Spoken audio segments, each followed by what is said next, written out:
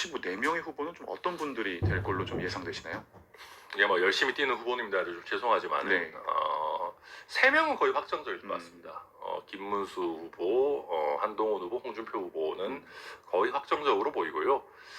나머지 한 자리가 어딜까 하는데 안철수 후보님 요즘 열심히 메시지 내시고 저는 맞는 얘기라고 생각합니다. 네.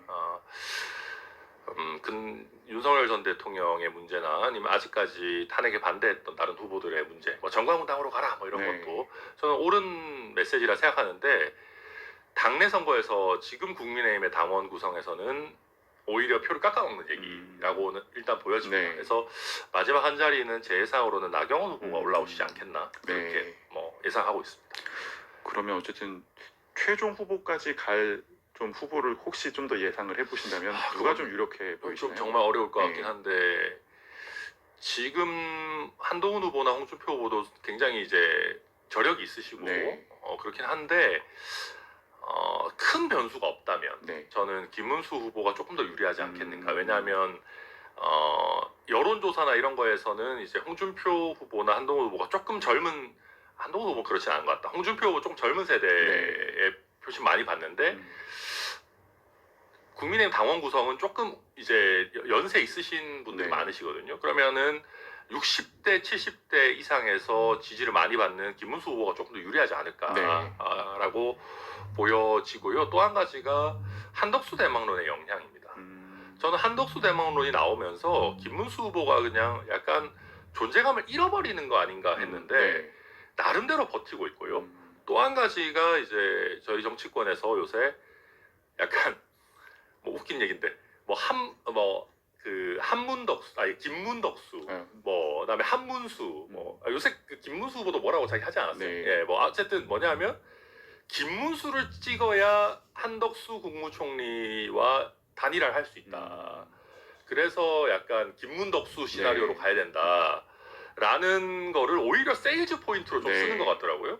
그러다 보면 이 한덕수 대망론을 원하는 분들도 일단 국민의힘 경선에서는 김문수 후보를 뽑고 그 다음에 이제 단일화 하자 생각이 들 것 같아요. 딱 봐도 지금 뭐 홍준표, 뭐 그다음 한동훈, 뭐 이런 분들은, 안철수, 뭐 나경원 후보 잘 모르겠다. 아무튼 이런 분들은 뭐 홍한 안 이런 분들은 딱 봐도 단일화 이런 거 쉽게 안 할 것 같잖아요. 또 자기 색채가 강하시고 그러다 보니까 한덕수 대망론 표심이 김문수 후보에게 가지 않겠나. 뭐 그렇게 예상합니다. 저희가 개혁신당에 대한 질문도 좀 더 드려보겠습니다. 일단 이준석 후보도 사실 제3지대에서 이렇게 대선을 치르는 거는 처음이실 텐데 어쨌든 보셨을 때 국민의힘에서 있을 때와 지금 좀 가장 큰 차이점, 선거를 준비하시는 과정에서 차이점은 좀 뭐로 보시나요? 사실은 뭐 많은 분들이 비슷한 얘기들 할 겁니다. 뭐 언론의 관심도가 조금 떨어지고, 왜냐하면 언론이 이제 슬롯이 결국 뭐 이렇게 국민의힘 뉴스, 더불어민주당 뉴스가 기본으로 있고 이제 타당 뉴스들은 이제 뭐 추가로 붙는 형태다 보니까 언론 관심도가 좀 떨어지고 막 뭐 이런 얘기들, 그다음에 뭐 자금력이 좀 부족하고 막 이런 얘기 뻔한데요. 근데 저희가 그거 모르고 시작한 게 아니거든요. 그리고 지금까지 제3지대 정당들 쉽지 않았다는 거 알고 있지만 이준석 후보는 그 두 가지를 다 극복할 수 있는 사람입니다. 첫 번째로 언론의 관심도 물론 뭐 쉽지 않죠. 그러나 워낙 이준석 후보는 언론 관심이나 특히 국민들의 이 관심을 유발할 수 있고 또 그걸 잘 잡아내는 후보이기 때문에 뭐 저는 특별히 아쉽다고 생각하지 않고요. 또 그 선거 자금의 면에 있어서도 물론 뭐 돈이 많으면 좋죠. 저희도 이제 이준석 후보랑 같이 유튜브 라이브 같은 거 하면서 막 저희 후원금 보내주시면 제로투도 추고 제로투 여기서 추진 않을 거니까 뭐 걱정하지 마시고요. 다들 걱정하는 눈빛으로 보시고. 그래서 그러니까 부족한 부분을 그만큼 메꾸기 위해서 저희가 어떻게 보면 젊은 패기로 뛸 수 있고 특히 이준석 후보는 돈을 아끼는 선거운동을 할 줄 아는 사람이거든요. 그러니까 그러다 보니까 이제 거대 양당이 아닌 정당에서 언론이나 언론의 관심, 뭐 부족한 자금 이런 부분을 극복할 수 있는 후보와 정당이 있다면 저는 대한민국 정치에서 거의 유일하게 이준석과 개혁신당 아닌가 뭐 이렇게 생각하고 있습니다. 뭐 말씀하신 부분에 좀 답이 있을 것 같은데 그 개혁신당과 어쨌든 이준석 후보가 그럼 어쨌든 이제 출마를 하시면서 네. 뭐 민주당, 국민의힘 후보들과 이제 붙게 될 텐데 그 이준석 후보의 경쟁력 가장 강력한 경쟁력을 하나 꼽아주신다면 좀 뭐가 될까요? 결국 세대 교체죠. 사실은. 그다음에 그거 플러스로 해서 이공계 출신의 엘리트 대통령이라고 하는 거. 그거가 저는 굉장히 매력이 있을 거라고 네. 생각합니다. 그러니까 보십시오. 사실 우리가 지금 법조인 출신 대통령 굉장히 오래 하고 있잖아요. 네. 문재인 전 대통령, 윤석열 전 대통령 쭉 이렇게 가고 있는데 사실 이분들이 집권하는 시기에 경제 상황이 좋아졌느냐 아니면 오히려 너무 법조인들끼리 약간 법 내세우면서 서로 싸우다가 오히려 정치가 점점 더 대화와 타협이 실종되고 양극화된 거 아닌가라고 생각하실 거거든요. 네. 아마 저도 변호사 출신이고 법조인 늘 나쁘다고 생각하지는 않지만 충분히 정치인으로 변모하지 않은 법조인 출신들이 막 그렇게 치고받고 싸우는 정치만 하는 거 저 굉장히 나쁘다고 생각합니다. 네.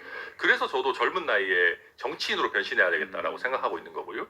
그 다음에 지금 전 세계가 과학기술 가지고 난리잖아요. 과학기술 패권 경쟁을 하고 있는데 법조인 출신 후보들 물론 뭐 열심히는 하시겠지만 과연 그 이해도나 이 빠르게 바뀌는 세상에 대한 적응력 같은 것들이 나올 것인가. 네.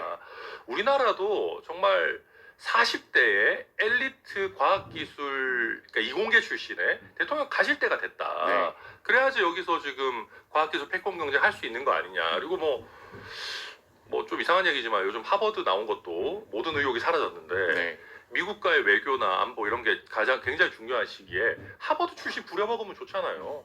예, 그래서 여러 가지 면에서 우리 네. 국민들이 그러니까 그런 겁니다.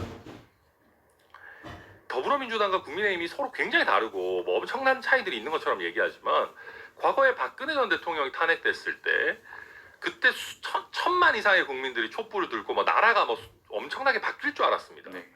근데 문재인 전 대통령 집권해가지고 솔직히 뭐가 그렇게 바뀌었습니까? 굉장히 안 좋은 방향으로 갔죠. 지금도 마찬가지입니다. 지금도 윤석열 전 대통령에 탄핵됐다고 해서 이재명 후보가 정권 잡으면 뭔 긍정적인 변화가 있겠어요? 나쁜 방향으로의 변화만 잔뜩 있겠죠. 네. 그러면 이게 약간 정권 교체라고 맨날 말은 하지만 그냥 비슷한 그냥 법조인들끼리 아니면 그냥 서로 맨날 싸우던 사람들끼리의 정권 교대 같은 느낌이 나거든요. 아니, 그럴 바에는 정말 기존 정치권의 기득권 같은 것도 좀 덜하고 네. 뭔가 새로움을 만들어낼 수 있는 뭐 압도적으로 새로운 후보에 대한 국민들의 니즈가 저는 분명히 있을 거라고 생각합니다. 예. 뭔가 이준석 후보가 대통령 되면 뭐 모르긴 몰라도 굉장히 많이 좀 네. 신선할 것 같다 저는 생각합니다. 어쨌든 이준석 후보가 이 지지율을 끌어올리기 위해서는 당연히 이제 국민의힘의 표뿐만이 아니라 민주당의 표도 상당 부분을 흡수를 해야 될 텐데 이거에 대한 좀 전략은 좀 어떻게 잡고 계신가요? 그러니까 이게 이제 보면 이게 민주당 표, 이재명 후보 표라고 생각하면은 이게 창의력을 잘 발휘하기 어렵습니다. 저는 그렇게 생각하지 않습니다. 네. 정권 교체를 바라는 표인 겁니다. 그리고 정권 교체를 바라는 표 중에서도 이재명 후보가 아직도 흡수하지 못하고 있어요. 그러니까 뭐냐면 뭐 갤럽 여론조사 이런 것들 보시면은 정권 교체를 바라는 국민이 50%를 살짝 넘는다 그러면 이재명 후보 지지율은 아직까지 37, 38 정도에 있습니다. 그러니까 무슨 말이냐면 정권 교체를 바라면서도 이재명은 못 찍겠다. 이게 지금 이미 13, 14가 있어요. 그럼 이거를 이준석 후보가 일단은 가져와 줘야 되는 겁니다. 그렇게 하면 자연스럽게 이재명 후보도 40% 안쪽에 가둬지고 그냥 정권 유지를 바라는 국민들로서는 불가능한 승리를 할 수 있는 이제 기본 토대가 그건 겁니다. 그걸 가지고 온 다음에 정권 유지, 그러니까 국민의힘이나 아니면 뭐 이재명은 도저히 안 되겠다라고 하는 분들은 나중에 붙으면 되는 겁니다. 근데 바꿔서 얘기하면 지금 국민의힘에 있는 후보, 죄송한 말씀이지만 다 훌륭한 분들이지만 국민의힘 후보가 되는 순간 이 정권 교체를 바라는 국민들 거를 못 가지고 와요. 그러니까 그래서 저희 이준석 후보가 계속해서 말씀드린 거예요. 이재명에 의한 정권 교체를 하겠냐. 근데 이재명 정권 교체 해야 되는데 이재명 진짜 너무 좀 무섭다, 싫다. 이런 분들은 이준석에 의한 정권 교체가 가능하다라고 하는 것을 저희 가져갈 수 있고 거듭 말씀드리지만 이재명 후보가 좀 별로예요. 막 요즘도 보면 뭐 계속 이상한 소리 하고 왔다 갔다 하고 네. 그러거든요. 그러니까 뭐 지금 세종시 민심도 완전 날아갔잖아요. 뭐 그래서 집무실을 세종으로 간다는 건지 네. 뭐 다시 청와대를 고쳐 쓰겠다는 건지, 아니 대선 후보식이나 되는 양반이 뭐 이렇게 왔다 갔다 합니까? 아마 세종시 간다 그랬다가 그 다음에 청와대 계속 썼으면 좋겠다는 여론이 조금 잘 나온 여론조사 보고 또 왔다 갔다 하는 것 같은데요. 대선 후보식이나 돼서 여론조사 하나 나올 때마다 왔다 갔다 하면 그거 표 다 떨어집니다. 네. 그리고 뭐 AI도 뭐 알지도 못하면서 갑자기 100조 쓰겠다. 100조 무슨 땅 파면 나옵니까? 뭐 돈 때려 부어서 다 가능하다. 그럼 뭐 아무나 대통령 후보 하죠. 뭐 저도 나와서 300조 하겠습니다 하면 되는 거죠. 지금 뭐 장난하는 것도 아니고.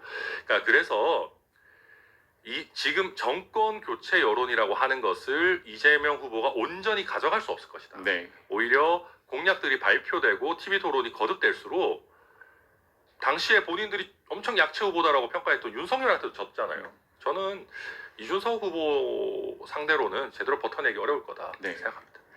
네, 오늘 드리고 싶은 질문이 많았었는데 네. 시간 관계상 여기서 마무리를 해야 될 것 같고요. 다음에 한 번 더 또 인터뷰 초청 드리고 꼭 응해주시기 바랍니다. 네, 감사합니다. 감사합니다.